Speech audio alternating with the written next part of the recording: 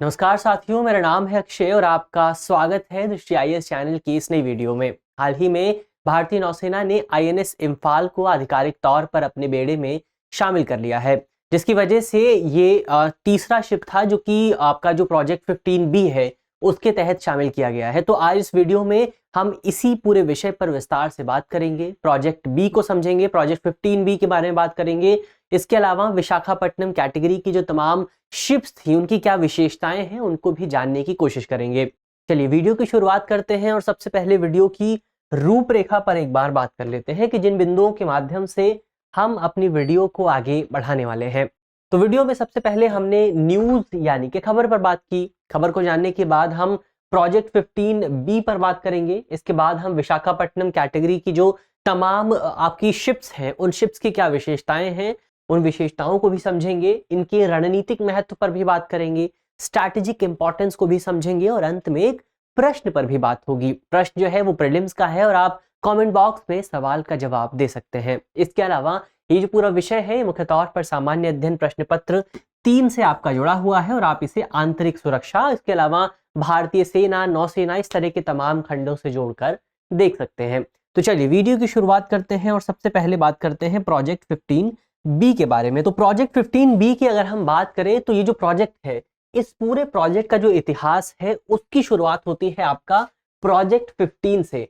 Project 15 हमें 1997 से 2001 तक देखने को मिला था और इसके तहत भारतीय नौसेना के लिए 3 जहाजों का विकास किया गया था, 3 शिप्स बनाई गई थी। इसमें इन शिप्स को कलेक्टिवली आप दिल्ली कैटेगरी की शिप कह सकते हैं। इसमें पहली जो शिप थी उसका नाम था आईएनएस दिल्ली, दूसरी कैटेगरी थी आईएनएस मैसूर और तीसरी कैटेगरी थी आईएनएस मुंबई। तो ये 3 जो शिप थी वो प्रोजेक्ट 15 के तहत बनाई गई। इसके बाद इनका अपग्रेडेड वर्जन आता है प्रोजेक्ट 15A के तहत, जो कि 2014 से 2016 के बीच में हमें देखने को मिला था। और इसके दौरान आपको कोलकाता कैटेगरी की आपको जहाज देखने को मिले थे। इसमें भी 3 जहाज बनाए गए थे जिनका नाम था आईएनएस कोलकाता, आईएनएस कोच्चि और आईएनएस चेन्नई। तो ये 3 जहाज आपका प्रोजेक्ट 15A के तहत बनाए गए थे। इसके बाद बारी आती है प्रोजेक्ट 15B की।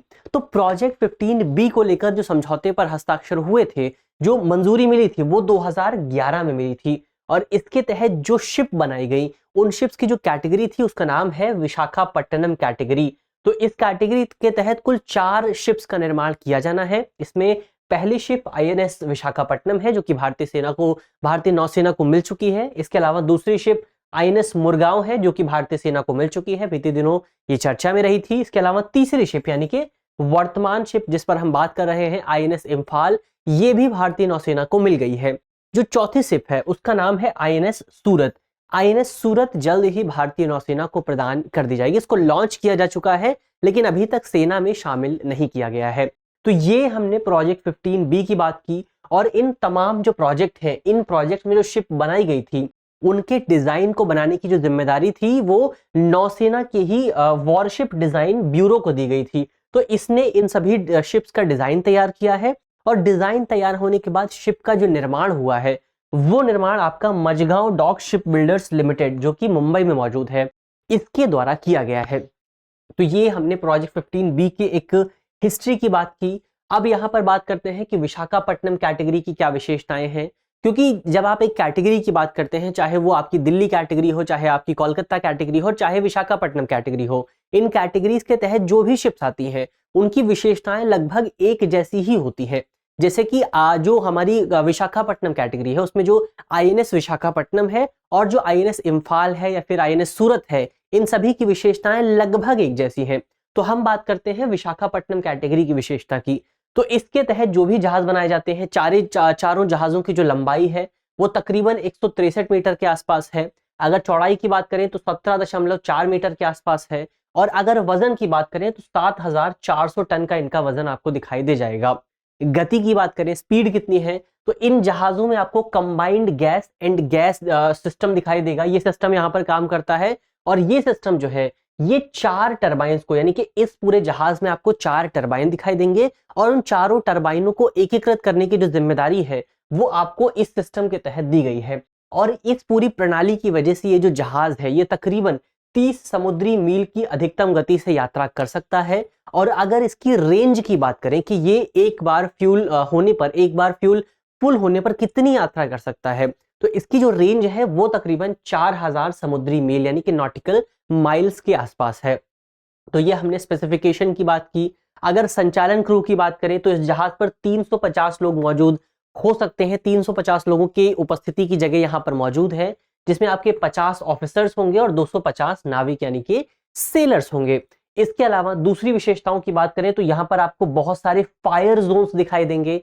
इसका मतलब ये होता है कि अगर जहाज पर कहीं भी आग लग जाती है तो उस आग से बचने के लिए बहुत सारी सुविधाएं मौजूद हैं। इसके अलावा यहाँ पर आपको विस्तृत युद्ध क्षति नियंत्रण प्रणाली भी दिखाई देगी, यानी कि अगर युद्ध के दौरान इसको क्षति पहुंचती है या फिर किसी दूसरी घटना की वजह से इस जहाज को कोई नुकसान होता है तो उस नुकसान से निपटने के लिए भी इस जहाज पर एक सिस्टम मौजूद है। इसके अलावा यहाँ पर आपको बेहतर बिजली वितरण प्रणाली भी दिखाई दे जाएगी, जिससे आग लगने की जो संभावना है उसको कम किया जा सकता है। इसके अलावा इस पूरे जहाज पर आपको कंप्लीट एनवायरमेंटल कंट्रोल सिस्टम दिखाई देगा, यानी कि पूर्ण वायुमंडलीय नियंत्रण सिस्टम दिखाई देगा।